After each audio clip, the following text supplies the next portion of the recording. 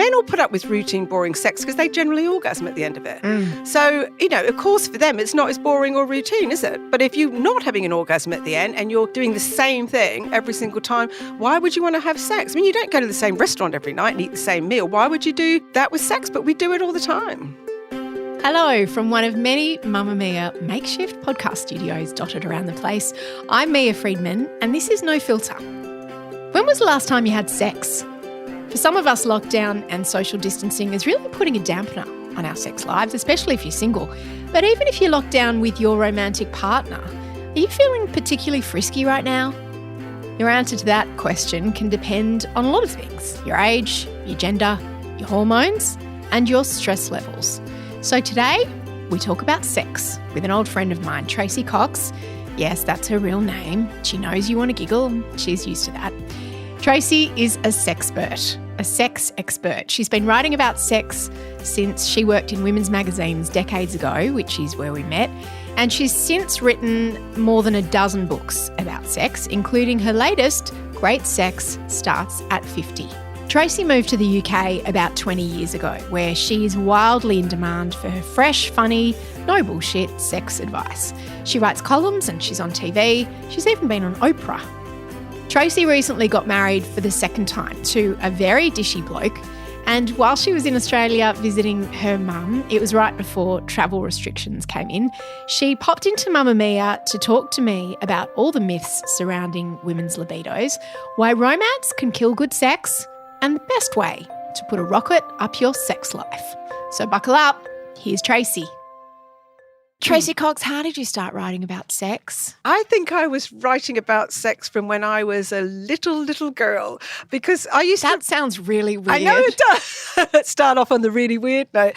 I found some things, and when you go through all your stuff, and I found these creative writing stories that I'd written, and I reckon I must have been 14, 15, certainly had never had sex, had no sexual experience whatsoever.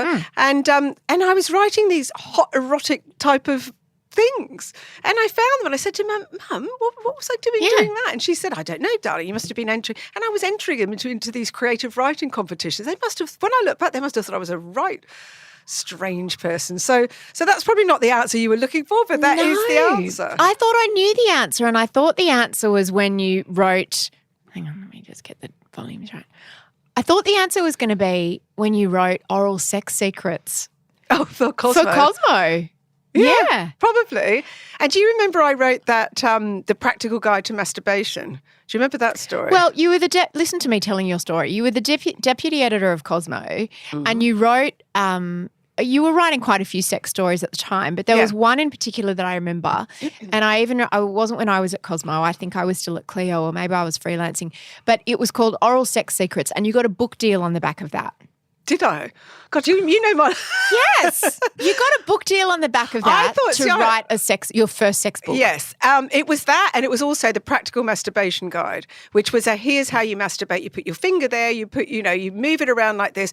But the book deal was off the back of writing practical stuff about sex, but with a sense of humour that wasn't sleazy, but also wasn't too medical. Because remember, there was like Miriam Stoppard was around. There's plenty of medical books about sex that talked about pleasure and lovemaking, but there was no just, talking about sex the way everybody talked about sex, but not also then steering to the other direction of becoming really, too sleazy.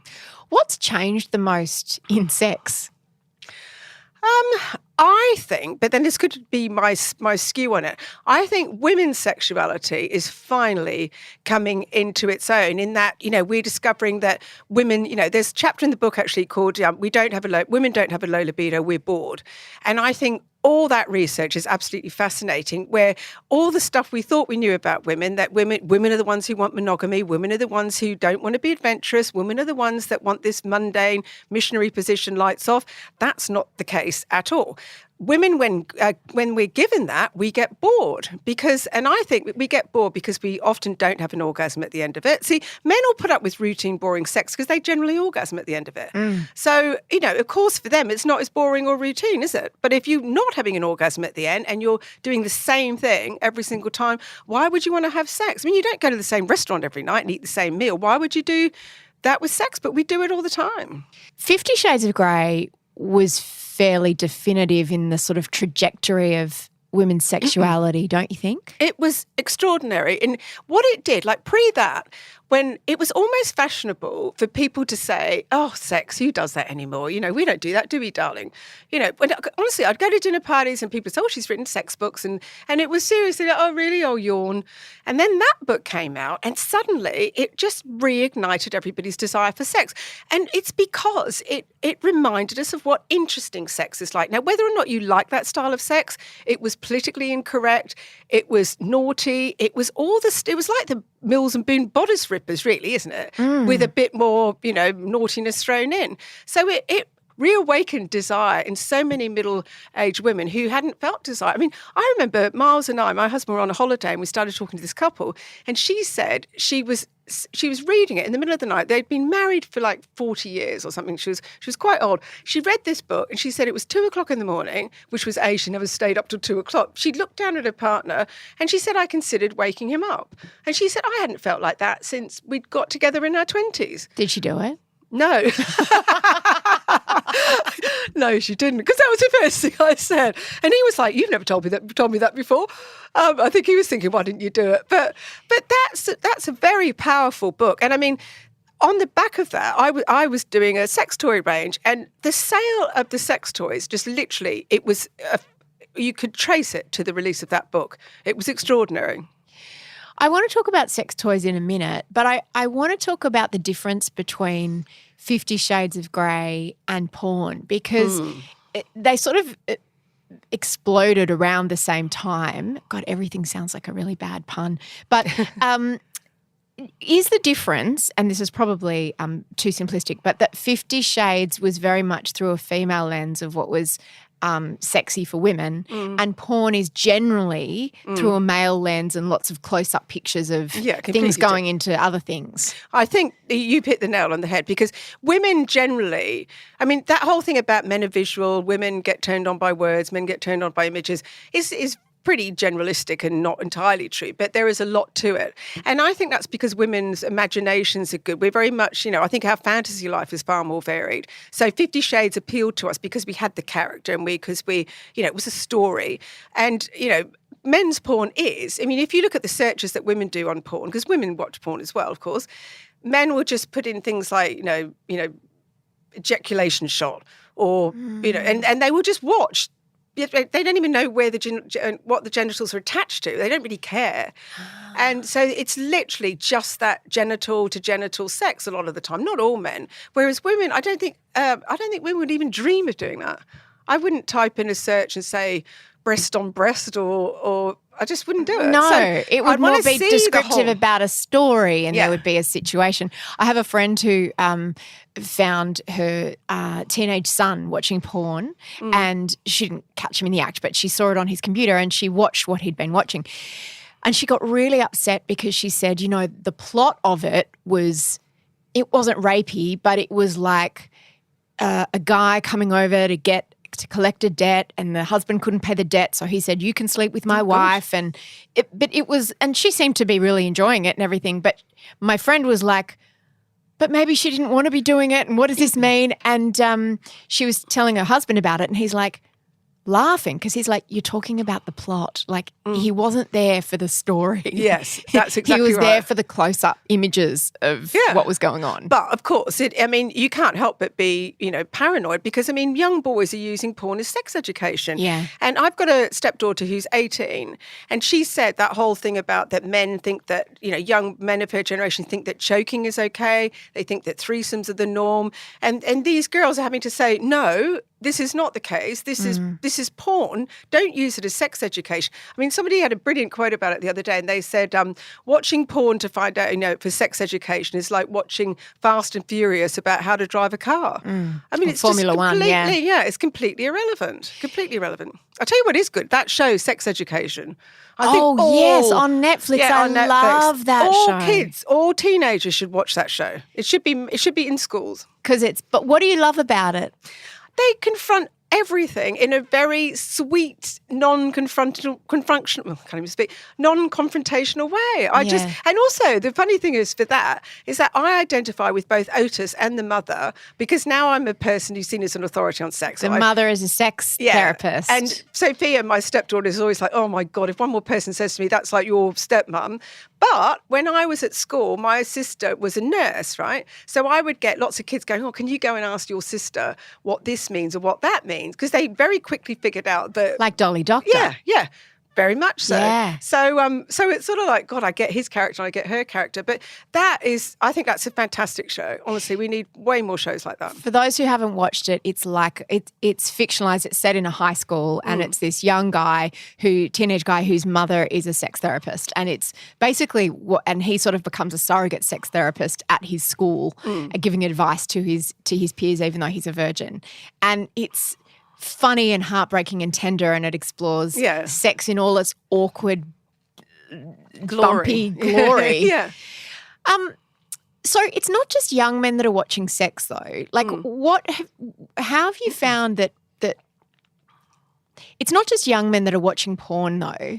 How have you found that it's impacting all kinds of relationships at all ages? I mean, look, not all porn is bad. I've interviewed a lot of women recently who are making, porn by women for women. And it's completely different. And they are very beautiful movies. There's loads of that out there. Audio porn's another big thing where women, again, though, that's the imagination and the plot, isn't it? So that's a huge thing for women. So if, mainstream porn doesn't appeal to a lot of women, but there are plenty of other types of erotica that do appeal to women. I also find it a little bit hypocritical when women will have a real go at their husbands for watching porn, and yet they will sit there and read 50 Shades. And it's porn. Yeah, but it doesn't feel as dehumanizing as watching something. No, it isn't. But it's still like saying, that's what turns men on. Men don't look at it and go, oh my God, that woman's, being treated badly. They just look at it as an image. They look at it quite innocently, I think. Most people look at porn innocently. Most men. Women can look at it and go, well, hang on a moment. I'm not sure whether that woman's looking particularly happy about it. But I think it's motive as well. So but the motive between her reading 50 Shades and him watching porn is they're both looking for an erotic thrill. That doesn't necessarily involve their partner. And it's fine to look for an erotic thrill without your partner there. You don't have to have all of them with your partner. The best sex in your life is often solo sex, isn't it? You used to date younger men. I did. I married a younger man. He's only 4 years younger. Well, your first husband was younger too. Yes. I seem to recall. And I did have lots of boyfriends who were much younger. You had many boyfriends that were much younger. And you even wrote a story for a newspaper in the UK about having to try to wean yourself off going out with younger men.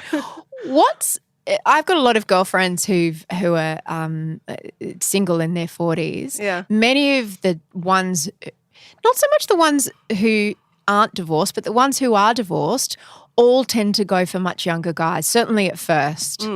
What's that about? And obviously, what's so good about it?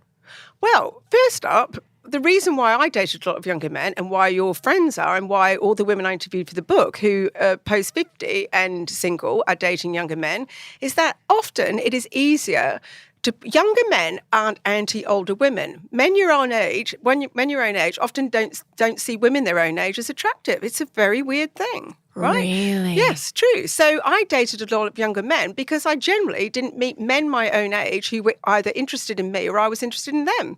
I don't know why. So they were dating younger women? Must have been, yeah. It's a dynamic. And also, I don't know whether I just didn't see single men of my own age. Maybe they were there. And younger men look pretty good, don't they? But you know what it was? It wasn't about the looks. It was about the energy. I love the energy of young people. And a lot of men get to a certain age, they become very staid, they become very, women are quite vital, and I think they not that they're more interesting, but I think women keep themselves more interesting, more so, and men can very much, especially if they've been in a lot of long-term relationships and then just come out of that, they I don't know whether they're just kind of set in their ways. Yes, they're set in their ways and probably didn't seem that appealing to me, but I honestly didn't even meet that many single men in my own age bracket. And I quite like going out with younger men because at that point I wasn't interested in a serious relationship. They were a lot of fun. They looked good. And neither of you wanted to have kids particularly at that stage. Exactly. So it worked. Are older women and younger men more sexually compatible? In lots of ways, yes, they are. Confident older women and younger men who are open to being taught. That's the good combination, I think. Because I don't believe in sexual peaks, though. Everyone says, oh, when's a sexual peak for a woman and a man? I don't believe that. I think it's all so personal. I think it's really personal. Can you have multiple peaks? Yes, of course you can. I mean, most people, if you honestly said to them, when's your sexual peak? It's at the beginning of a relationship. Everybody, it's such a false libido lifter. You can have zero libido and suddenly at the beginning of a relationship, that's all you want it to do is to have loads of sex, whether you're young or old or whatever age you are. So I think the sexual peak is all about, when you reach a level where you're confident, when you're feeling sexual, when you're feeling happy with your body, when you're feeling happy with your life and yourself. I think that's when you feel happy sexually. There's two types of sex that I wanted to ask you about in terms of women as they get into their 40s and 50s. One is when they're single and the other is when they're in a long-term relationship because they're very, very different. We've spoken a little bit about older women dating younger men. But what about women who have been in long-term relationships? How does sex change over the course of a relationship? Well, this is the big problem with monogamy, right? So, I mean, there's a whole chapter in there on, what do you do when you love your partner desperately but you don't want to have sex with them anymore? Now, this hits the post-50s, but it hits anybody in a long-term relationship. The reason, and this is normal, it's not normal for lust to last in a long-term relationship. That is what's not normal, right? So, and the reason why is that the things that you need for love to keep love alive and the things that you need to keep lust alive are two very, very different things. Like for love, you need comfort, you need predictability, you need routine, you need trust. Lust hates that stuff. Lust wants unpredictability, it wants danger, it wants eroticism, it wants forbidden. So 50 Shades.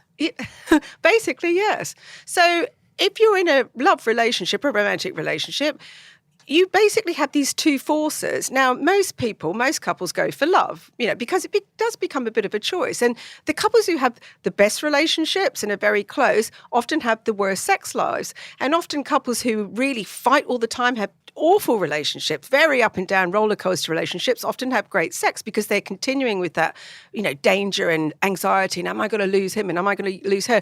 Not great for your relationship, but great for sex. That's why bad relationships can be confusing sometimes for women because the sex can be great. Yes. Now, never think just because the sex is great, that's got nothing to do with love. Love and sex aren't bedfellows. They are completely opposite things, right?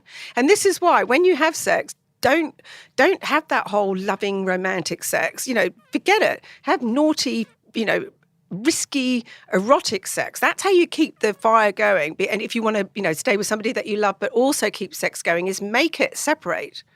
People don't like hearing that, but that's what you have to do to keep lust alive. Talk more about that and how you do it.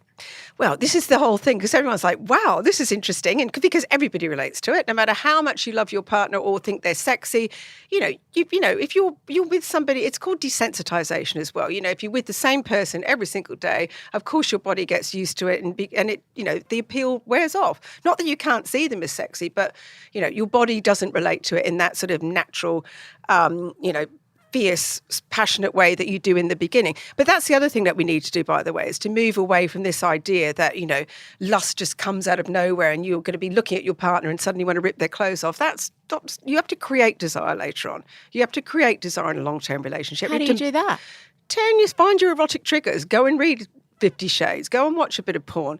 Go and, know what does it for the two of you. If one of you, is great at oral sex, start giving each other oral sex. Like, you don't have to feel like sex in order to want to have sex. Desire isn't the only motivation, particularly for women, because we, of course, lots of women have that responsive model of desire. So we might not feel like sex, and then you might start having sex, maybe because, you want to please your partner or whatever your motivation is. And then suddenly you're like, actually, yeah, I do feel like sex now. So this whole sort of thing that, desire has to be there before you even start doing anything sexual, it's not very helpful. It doesn't necessarily work. How do male and female desire both change as you get older? Do they change in the same way or in different ways? I think, well, certainly spontaneous desire is fueled by hormones like testosterone and estrogen. So they drop in men and women. And so that means that, you're much less likely to be overcome by desire or, like people, men who are flounderers or womanizers often settle down after a certain age. That's because their testosterone drops. With women, it's estrogen and that drops. So you've both men and women have got the hormone drop, which does affect desire. I think it probably is quite similar in both. In that, but again, you're going back to that. Men are quite happy with routine sex or quite boring sex, so long as they continue to have it, if there's no erection issues. So frequency is more important. Yeah, for probably. men. Probably. With women, it's probably more quality. They'd prefer to have sex less frequently, and have really good sex. Of course, and then you're bringing in the things once you get older, men with erection issues, women with painful sex, which is a huge issue. And around menopause. And then, of course, you have this, evolution's really clever. So just at the time when he starts losing his erection, this is when the female, if you marry someone in your same age group, the female vagina becomes less elastic, less lubricated, and penetrative sex is more painful. So it's quite a good match if you've got a semi-erect penis with a vagina that's not really up for hard thrusting. And then along came Viagra. And suddenly you have these men getting these rock-hard, rock star erections, teamed with a vagina that's not built for that anymore. And often you have couples where they don't talk about sex. So you get this relationship where, she's not necessarily told him that sex is painful. As one GP said to me in English, she said, there are a lot of older women gritting their teeth out there who aren't telling their partners. Wow. So he thinks he's doing her a favour, going off and getting some Viagra, like, look at this, honey. And most, women's reaction, if they haven't been prepared for this, is horror. So that's more, the Viagra is more about making himself feel better about his erection rather than necessarily she wants to go for 3 hours. Yeah, and making himself. But then lots of women do like penetrative sex, or men think that women like penetrative sex. So it is thinking. Men think if they don't get an erection that they really worry that their wife's going to go off them, that she's going to run off with somebody else. They really, really worry themselves sick about this. That chapter in the book, it was so interesting because... The chapter about how to have good sex without an erection. Yeah, basically. For men... Heterosexual sex. Heterosexual sex. Penis sex is lots of young people say. Do they call it penis sex? Yeah, I think it's quite interesting. Oh, yeah, Do you mean penis sex? And it's like, penis sex, yeah, because heterosexual doesn't even the spectrum of sexuality now. Okay, so it's penis sex. Yeah, it's definitely penis sex. But that, I get lots of emails and stuff from people saying, oh, something's happened. And the one email that I get all the time from is people who say, my husband's gone, my partner's completely gone off sex with me. I don't know why. He won't talk about it. He's embarrassed. Next question. How old's your partner? If they're over 45, it is always an erection issue. And these are couples who talk about every other thing, but it's such a catastrophe for men. They honestly cannot accept that their penises won't behave like they did when they were 20, and they would rather not have sex at all than have to go to their partner and tell them this. Now, why such embarrassment? I just don't get it. But it all goes back to the penis being, the way that men identify with masculinity. But you'd think we'd be a bit further along than that. But it is generally nearly always about that. Always about that. It's a big issue for men.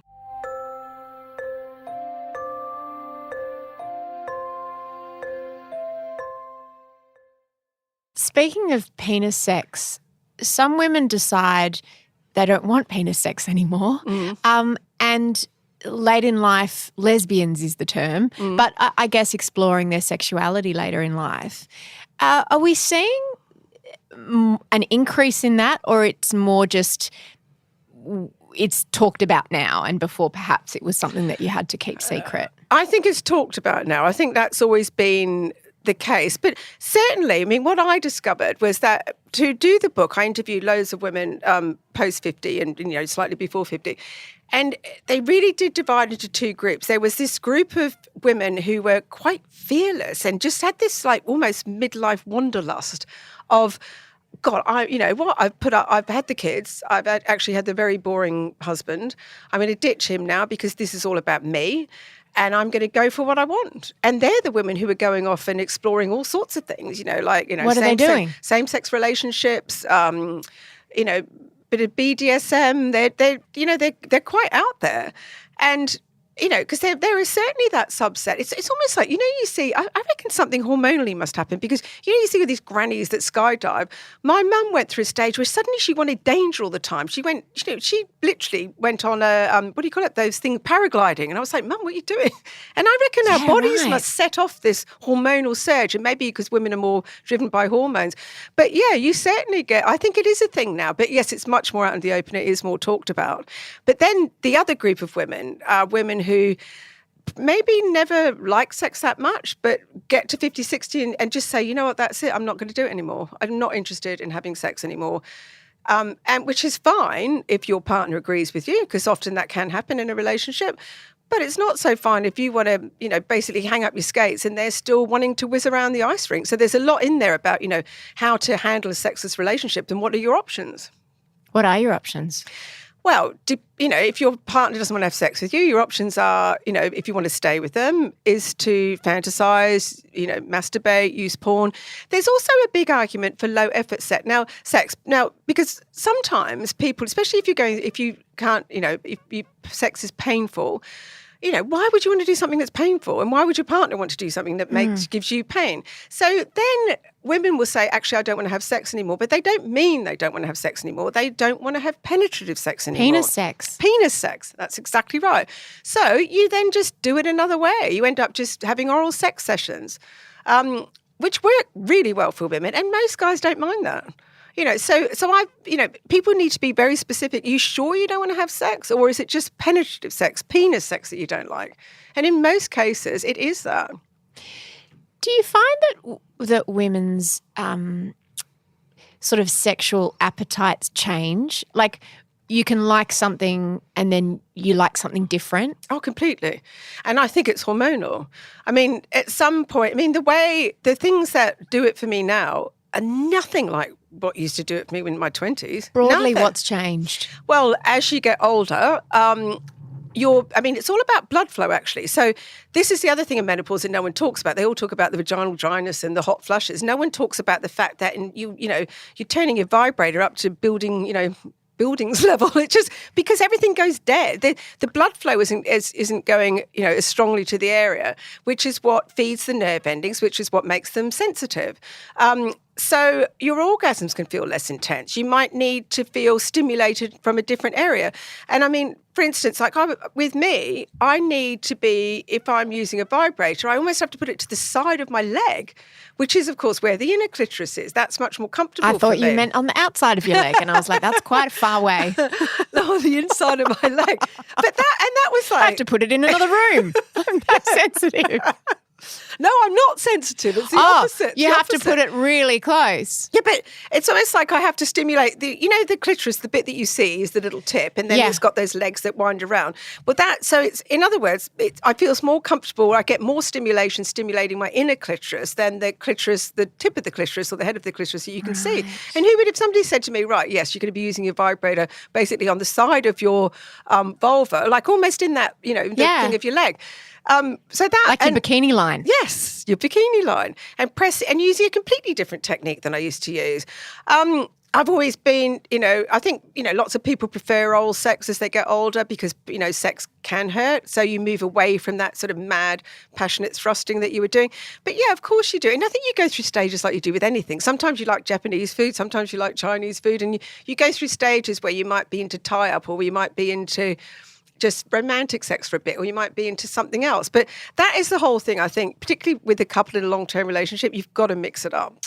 That's so interesting. So I guess it could be easy to believe that you've just gone off sex. And in actual fact, it might just be that thing that you like to do, you got to do a different thing to get the same effect. Yes. Sex looks differently. And this is the whole thing. And I think it's really sad that because two things is that you've got to have a different style of sex and explore that. And also, just because you don't feel like sex out of the blue doesn't mean that desire's gone. It's there. You just have to create desire now. It doesn't just tap you on the shoulder like it used to. And if you can sort of make that adjustment in your head, and this is for people over 50 and people in long-term relationships, it completely changes the way you look at it. We still cling on to all these myths, like, but I really should be looking at my partner and wanting to rip their clothes off. And we should be really having passionate sex even though we've been going out together for 10 years. You say that stage only lasts 18 months. 18 months. Yeah. Now, people are going to be out there going, well, hang on a minute. I still have great sex with my partner and I've been there. Yes, you do, but you probably don't have it every day or every week, and it's not, you might be great sex and satisfying sex. I'm not saying that it's not as good as that beginning bit, but it's a different type of sex. Something about you say that in that 18 months, it's like a spontaneous it's just desire. Primal, isn't it? It's lust, it's desire, it's completely primitive sex. Do a lot of people sex. break up at the end of those 18 months because they think... Of course they do. They think... The spark's gone. Yeah, the spark's gone. Well, that spark is nothing to do with the person. It's to do with these love and sex hormones that have been let off in your brain and your body, and then they eventually dry up. And they dry up because we wouldn't be able to function if we stayed in that stage forever. It's not very helpful, is it? I mean, your mind's completely muddled. It's lovely, but you would just literally wear yourselves out. And people get confused by this. So what they do is they think, oh, God, another one. This person's not right for me. They must be just a friend. And so then they go to another person and it happens again. And then eventually, if you're intelligent, you get to the point where you're about, 6 relationship on and you just think, oh, hang on a minute, this is going to happen with everybody. And maybe there's, and then if you hang around after that, then dopamine releases turns on, that lovely cuddle stage of a relationship. And I'm not saying that your sex drive, your desire for people go completely, but it's just in a different form. That bit that everybody wants is that, how do I get just met sex? How do I get that sex again? Well, it's really difficult to create that. So how about instead of trying to get something that's quite unattainable, we go for, how do I have really good, satisfying sex with my partner? And if you go down that path and then introduce some adventure and some new things, and some push yourselves a little bit, try a little bit of, do things that, that make you feel like, oh my God, I can't believe we just did that. You write about get your kink on, in what way? Well, I write about it in all sorts of levels because one person's kink is another person's yuck, isn't it? And so there are simple things, when I say kink, I don't mean you have to go out there and sleep with other people or that you have to take yourselves off and build a dungeon in your back garden. Or I just mean, just push yourself out of your comfort level. That might mean watching some sort of erotica together. It might mean having sex in another room of the house. It might mean, if you really want to push it, that you go to some sort of, sex club. I mean, some of my friends back in London just went to the for Valentine's Day. They were a lot younger than me, but they went to one of the fetish clubs. No one did anything. They just got all dressed up, went there, and they were all like, we didn't do anything, but we came back and we've probably got 100, enough fantasies in our head now to last us for 3 years. So that sort of thing. So you can do it whatever level suits your relationship, really. Something that you just said about those 18 months, the flip side of that is when you're having all that great sex, it's a really bad time to make any long-term commitments is what jumped out at me, because I've had so many terrible relationships that should have just been sex, probably just a one-night stand. But because I was all confused in that time, I was like, let's move in together. Yeah. Don't confuse sex with love. Yeah. Honestly, it really isn't. And I honestly think no one should get married or, wait at least 3 years. Wait until you're sure. Wait until those hormones have dried up. Give yourself an adjustment period, and then you really know each other, and then you can make a pretty good call. If you're still very happy 3 years in, then you've probably got a good shot of making it. But I mean, I wouldn't be when you're in the throes of those. They are damn powerful. They are so powerful. Those sex and love hormones. Your brain's muddled. Is it hard to date when you're a sex therapist, like a sexpert? You and I have talked about this before. We have, yeah. There are certain men who are drawn to that. And tell me about meeting Miles. Okay, my husband. But I just tell you one thing that a boyfriend of mine said, and I thought it was the sweetest thing. He said, I don't date a sex therapist, I date Tracey. And one thing I learned very early on was not to sleep with people at an early stage. I never did anyway, but it was very much like wait until they get to know you, wait until they get past that sort of fear, and then you become a person, and then they're not going out with a sex expert. But I have to say, a friend of mine, it's a very funny thing, because in my flat, I've got all the issues of all the different books, and I've written 17 books, and then there's samples of my sex toy range. And she came in there this one day, and she just looked at it, and she went, "This is the hall of deflation, isn't it?" She said, "What man could look at that and feel confident?" I would be so intimidated to have sex with you, Tracey. I would. Yeah, I don't know. How did Miles climb that wall? Miles is my husband, and he, I don't know whether he didn't know who I was for a start, which was good. Helpful. And then no, I think he just wasn't that intimidated by it. I think he got more intimidated as time went on. And I think if you had Miles here and you said, "What's it like going out with Tracey?" He'd say, "She's damn bossy. She's really bossy in bed. Like, don't do it like that. Do it like this. And don't do it like this." And he's like, "Oh, for God's sake." He's obviously got to have a certain level of comfort. Like my wife is talking about how we use vibrator. You know, was that something that you had to negotiate early in your relationship? No, I didn't have to negotiate anything with him. I think he knows that I would never, if I'm going to talk about a personal relationship, I would only talk about positives. He never ever had to spell out like, could you, but it's really funny that when I do interviews, that is a negotiation with the interviewer. It's like, listen, if she asks you anything about that, don't you talk about us, will you? But he kind of knows that I'm only ever going to say nice things and never reveal anything. And I'm very... Because, you told me about what you like with the vibrator. You didn't talk about what he liked or didn't like. That's right. And I mean, in the past, I used to put a few funny stories in about, the things that had happened sexually in my books. I don't do that now. But, and also, I think also the relationship between the stuff that I put in a book is very different than what I would talk about. I don't know. Actually, a podcast and a book are quite similar, aren't they? They're quite intimate. Yeah, they are very intimate. And it's an experience that feels like it's not hundreds of people at once. So for some reason, I don't mind putting more personal things in a book. I'd be more likely to do that than I would talk about it on a TV show or something. I just want to finish by asking you about vibrators. And they seem to be having a moment. They're all over Instagram, and we've now gone from sort of phallic-shaped, penetrative vibrators to these clitoral stimulator vibrators that don't go anywhere near inside you. They're just designed to put on the clitoris. And you've got influencers holding them up on Instagram, and they cost a lot of money. Like they're like a few $100. And also people they don't are like... need to, by the way. Yeah, well, that's interesting. So tell me what's happening in the world of vibrators. Are we seeing this kind of renaissance? Well, what's happening is that women are designing vibrators. I mean, I have a range with about 45 products. Before I even did this range, Durex called me in and they wanted me to help them design a vibrator. And it was and I'm sitting there with this designer. He said, "Right, so tell me, what are you visualizing? What are you visualizing?" And whatever I visualize, and I'd say, "Well, I'm visualizing something that would cut the..." But he started drawing a penis. And I'm like, no. I'm visualizing, and he just kept drawing a penis. And I was like, no, we're not talking about penetration. He looked at me like I just told him that, I don't know. He just looked like, you've got to be kidding me. So men think that sex is penetrative sex. So to try and convince them that a vibrator doesn't have to go anywhere near the inside of a woman to make her have an orgasm is a big deal. So the minute women started designing sex toys, all of a sudden they became those lovely, like Lalo-shaped, beautiful objects. When you actually try and design a sex toy, it's quite interesting because there's a reason why those hard plastic awful things still hang around. It's because hard plastic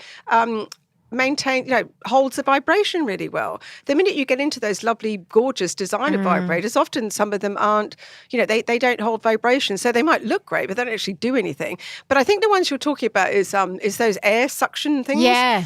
I think they're a bit weird. I'm not a huge fan. Have you tried one? I find them surprisingly effective. Do you? Did you get a womanizer?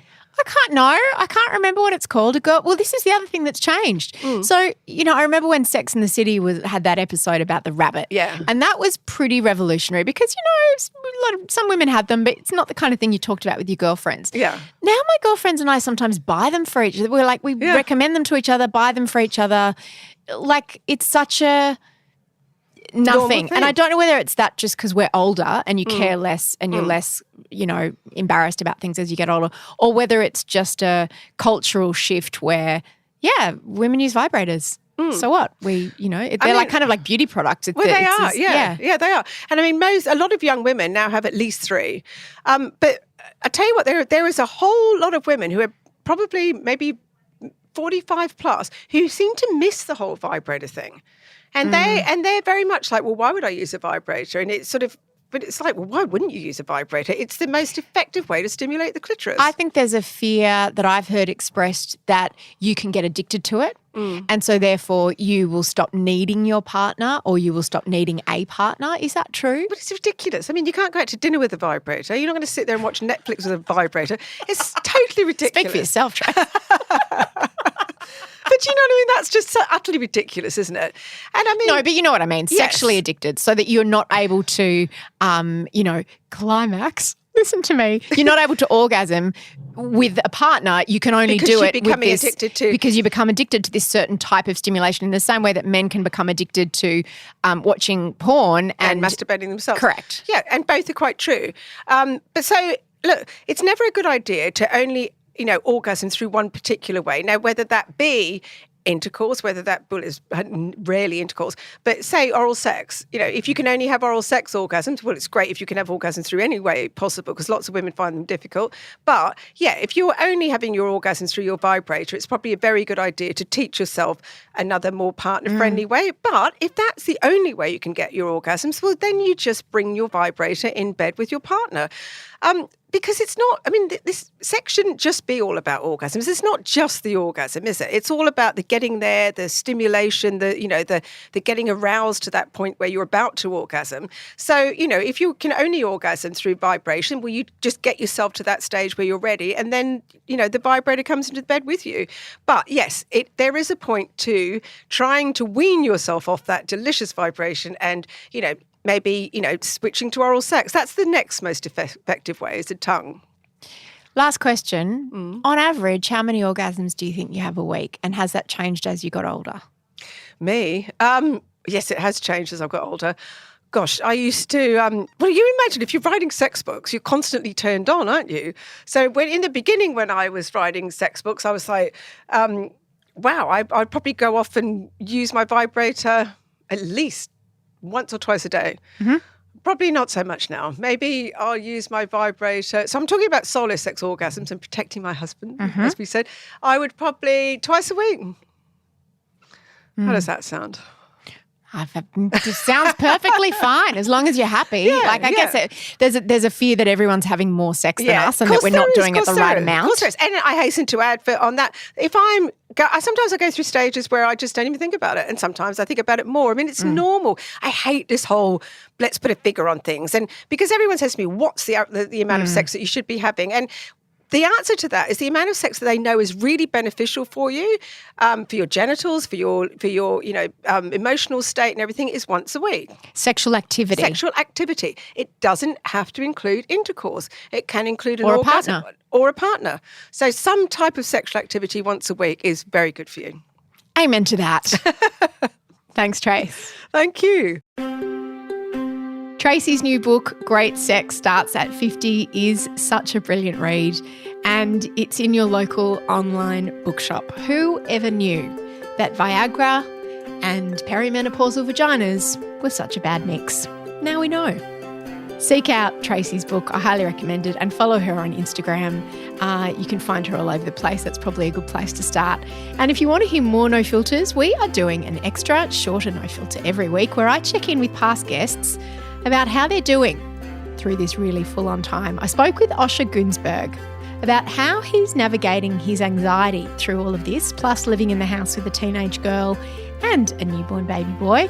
Plus, Amelia Lester, my friend, told me what it was like to be 11 months pregnant with a toddler and a doctor husband living in Washington, DC. They are great chats and you'll find them in your No Filter feed. Until then, friend, take care, stay away from people, loads of love.